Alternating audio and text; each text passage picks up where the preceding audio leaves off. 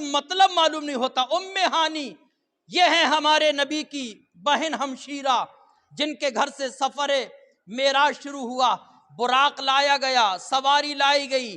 اللہ کے رسول صلی اللہ علیہ وسلم سے جبریل کہتے ہیں آقا اس پر سوار ہو جائیں۔ اللہ کے رسول سوار ہوئے تو وہ سواری براق بدکنے لگا، کودنے لگا، شوخی کرنے لگا۔ جبریل کہنے لگے، مشکات کی حدیث ہے، براق تو کیوں اس شوخی کرتا ہے؟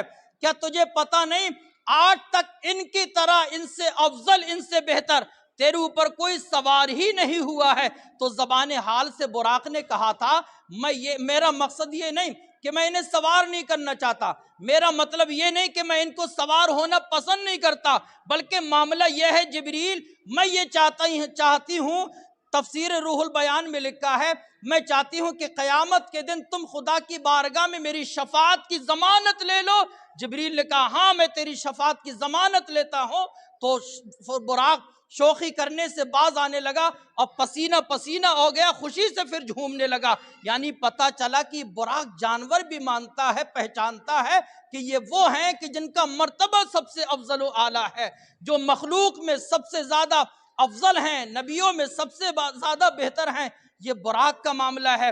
اللہ کے رسول جب وہاں سے تشریف لے گئے، حرم کعبہ سے آپ کا سفر شروع ہوا، بیت المقدس میں آپ ایک لمحے میں تشریف لے گئے، جبکہ حرم کعبہ سے بیت المقدس کی مسافت 1 مہینے کی مسافت ہے اگر کوئی ویسے سواری سے چلے گا، لیکن یہ ایک لمحہ پلک جھپکنے سے پہلے حرم کعبہ سے بیت المقدس سے پھر آسمان سے 7 آسمان، اور ایک آسمان سے دوسرے آسمان تک 500 سال کی مسافت، پھر آسمانوں سے اوپر عرش معلیٰ، اور اوپر پھر لامکاں جو کوئی جگہ نہیں ہے، وہاں پر اللہ کے رسول صلی اللہ علیہ وسلم تشریف لے گئے۔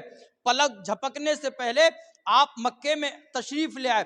آپ یہ نہ سمجھے کہ یار یہ کیسے ہو سکتا ہے، جب آصف بن برقیہ حضرت سلیمان کے وزیر، حضرت ملکہ بلقیس کا تخت جو ہے پلک جھپکنے سے پہلے اتنی لمبی مسافت سے جب لا سکتے ہیں، وہ تو کوئی نبی رسول پیغمبر بھی نہیں ہے، وہ ایک وزیر ہیں حضرت سلیمان کے۔ جب ان کے پاس اتنی طاقت ہے رفتار کی، تو ہمارے نبی کی رفتار کا عالم کیا ہوگا؟ جب آصف بن برقیہ پلک جھپکنے سے پہلے تخت لا سکتے ہیں، قرآن میں اس کا واقعہ لکھا ہے، تو ہمارے نبی آسمانوں کی لامکاں کی سیر کر کے کیوں واپس نہیں آ سکتے؟ یہ سفر معراج، سبحان الذی اسریٰ بعبدہ لیلا من المسجد الحرام الی المسجد الاقصیٰ، یہ قرآن کے حوالے سے لکھا ہے۔ اگر کوئی اس کا انکار کرے گا وہ مکے کے کافروں کی طرح ہو جائے گا۔ جبھی تو حضور جب سفر معراج سے واپس تشریف لائے اور آپ سفر معراج کے پورے واقعے کو بیان کر رہے تھے، تو کفار مکہ کہنے لگے کہ ہمارے بات سمجھ میں نہیں آتی کہ اتنی لمبی دوری آپ اتنے سے مختصر وقت میں کیسے جو ہے طے کر سکتے ہیں؟ اللہ کے رسول صلی اللہ علیہ وسلم کی باتوں کو جھٹلانے لگے۔ حضرت ابو بکر صدیق وہاں پر موجود تھے، کہا ہم نے جنت کو دیکھا نہیں ہے، حضور نے بتایا ہم نے مان لیا ہے۔ جہنم کو دیکھا نہیں ہے، حضور نے بتایا ہم نے مان لیا ہے۔ قیامت کا دن آئے گا، ہم نے دیکھا نہیں ہے لیکن ہم نے مان لیا۔ خدا ہے، ہم نے دیکھا نہیں ہے لیکن ہم نے مان لیا ہے۔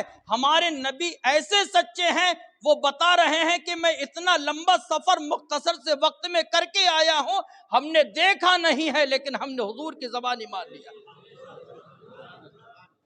اب اس میں جو ہے طرح طرح کے اعتراض کرنے لگے کہ صاحب آپ جب یہاں حرم کعبہ سے جب بیت المقدس آپ گئے تو یہ بتائیے کہ بیت المقدس میں کتنے ستون ہیں، کتنے دروازے ہیں؟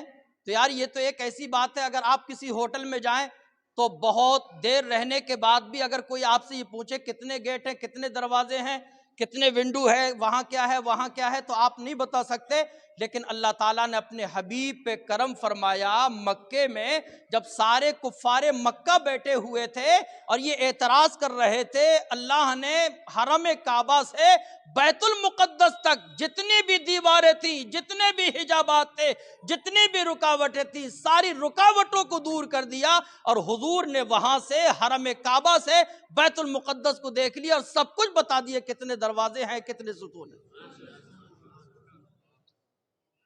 بہرحال یہ معراج کا سفر شروع ہوا، ہمارے آقا تشریف لے گئے، راستے میں مدین جگہ پڑی جو حضرت موسیٰ علیہ السلام کے جائے سکونت اور اقامت کی جگہ تھی جہاں پر وہ ٹھہرے تھے، وہ جگہ دکھائی گئی۔ حضرت ابراہیم جہاں پر آرام فرما رہے ہیں وہ جگہ دکھائی گئی۔ حضرت موسیٰ علیہ السلام کو دیکھا کہ حضرت موسیٰ اپنی قبر میں نماز پڑھ رہے ہیں، قبر کے اندر نماز پڑھ رہے ہیں۔ تو کہا یہ کون ہیں؟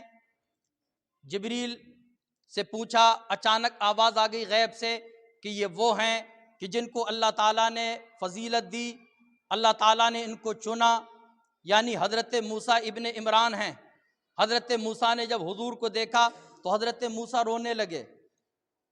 رونے کی وجہ کیا تھی؟ حسد نہیں تھا، بات یہ تھی وہ روئے اس بات پر کہ پچھلے نبیوں کی امتوں کی بھی عمریں بہت زیادہ ہوئیں، نبیوں کی عمریں بھی بہت زیادہ ہوئیں، یہ آخری نبی ہیں محمد مصطفیٰ صلی اللہ علیہ وسلم، ان کی عمر کم ہوگی، ان کی امت کم ہوگی، ان کی امت کی عمر بھی کم ہوگی، لیکن قیامت کے دن ان کی امت جو ہے قیامت کے دن سب سے پہلے جنت میں جائے گی، اور سب سے زیادہ ان کی امت سب سے زیادہ کثرت میں ہوگی۔ کیوں؟ اس لیے کہ حدیث میں لکھا ہے کہ سارے نبیوں کی، سارے انبیاء کی امتوں کی صفیں جو ہے 20 ہوں گی، لیکن ہمارے نبی کی امت کی کثرت اتنی ہوگی کہ صرف امت محمدیہ کی 80 صفیں ہوں گی قیامت۔ تو حضرت موسیٰ اس بات پر رونے لگے کہ اتنے مختصر سے وقت میں، اتنی مختصر سی عمر والی امت کو اللہ تعالیٰ نے اتنا مقام، بڑا شرف عطا فرما دیا۔ آسمان اول پر تشریف لے گئے، آسمان ثانی، ثالث، رابع، خامس، سابع، یعنی تشریف لے گئے ساتوں آسمانوں پہ، پھر اس کے اوپر بہرحال یہ سفر ہوا۔ اس کے بعد جب آئے سرکار، یہ آپ کئی بار سن چکے ہیں، میں یہ بتانا چاہتا ہوں کہ جب وہاں سے تشریف لائے، حضور نے ایک حدیث میں فرمایا کہ جب میں معراج کے لیے جانے لگا تو زمین رونے لگی، زمین رونے لگی اور زمین کی انگوری زردی میں تبدیل ہو گئی۔ لیکن کہتے ہیں سرکار کہ جب میں آسمان سے، اللہ مکان سے دیدار الہی کر کے آئے، جو بات میں بتانا چاہتا ہوں، اس بات کو سننے کے بعد ایمان اور عقیدہ آپ کا تازہ ہو جائے گا۔ جب تشریف لائے تو حضور صلی اللہ علیہ وسلم کے جسم مبارک سے نورانی اور گورے گورے بدن سے پسینہ ٹپکنے لگا۔ پسینے کے جو قطرے زمین پر پڑے تھے، اللہ تعالیٰ نے اس زمین سے سرخ گلاب کو پیدا فرما دیا۔ آقا فرماتے ہیں کہ جسے میرے پسینے کی خوشبو اگر سونگنا ہو، وہ گلاب کی خوشبو کو سونگ لے۔ وہ خوشبو جس کے بارے میں امام اہل سنت کہتے ہیں واللہ جو مل جائے میرے گل کا پسینہ، گل ویسے پھول کو ہی کہتے ہیں، واللہ جو مل جائے میرے گل کا پسینہ، مانگے نہ کبھی عطر نہ پھر چاہے دلہن پھول۔ پہلے دلہن کو یہی خوشبو مصطفیٰ کے پسینے کی تو استعمال کرائی جاتی تھی، ایک کو اگر لگ گئی تو نسلیں جو ہے مہکے کرتا تھا۔ تو زمین رونے لگی کہ آسمان جو ہے مجھ سے افضل ہو جائے گا، آسمان جو ہے افضلیت کا دعویٰ کرنے لگے گا، لیکن اللہ تعالیٰ نے اپنے حبیب صلی اللہ علیہ وسلم کو یہ اعزاز عطا فرمایا، اور زمین کو حضور کی وجہ سے یہ شرف عطا فرمایا کہ حضور کا جسم مبارک زمین ہی کے اندر تو مدفن ہے۔ تو یہ ایسا ہی ہے۔ حضرت حوا کے بارے میں لکھا ہے کہ جو جنت سے آ گئیں، تو جنت سے آنے کے بعد زمین پہ حضرت حوا بہت رونے لگیں، تو ان کے آنکھوں سے جو آنسوؤں کے قطرے ٹپکے تھے، تو اللہ تعالیٰ نے دریا کے اندر موتی اور جواہر پیدا فرما دیے۔ حضرت ابراہیم علیہ السلام کے بارے میں لکھا ہے کہ اللہ تعالیٰ نے انہیں بطور اعزاز ان کو جنت کا کافور عطا فرمایا، تو انہوں نے اس کو جو ہے زمین پہ چھڑک دیا، تو جہاں جہاں حضرت ابراہیم کے ہاتھوں میں لیا ہوا جنت کا کافور پڑا تھا، تو وہاں وہاں جو ہے نمک کی جو ہے کانیں پیدا ہو گئیں، جس کی وجہ سے جو ہے آج ہر چیز جو ہے بغیر نمک کے کوئی چیز مزیدار نہیں ہو سکتی۔ تو پتہ چلا کہ یہ ساری چیزیں، چاہے گلاب ہو، چاہے ہیرے ہوں، چاہے جواہرات ہو، چاہے نمک جیسی نعمت ہو، یہ سب اللہ تعالیٰ نے اپنے نبیوں کے صدقے میں عطا فرمائی ہے۔ ان نعمتوں کی قدر وہ جانتا ہے، کوئی معمولی نعمت نہیں ہے۔ وہ پہلے بچپن میں ہم لوگ سنا کرتے تھے نمک کے بارے میں کہ اس کو جو ہے زمین پر نہیں گرانا چاہیے ورنہ قیامت کے دن جو ہے پلک سے اٹھانا پڑے گا.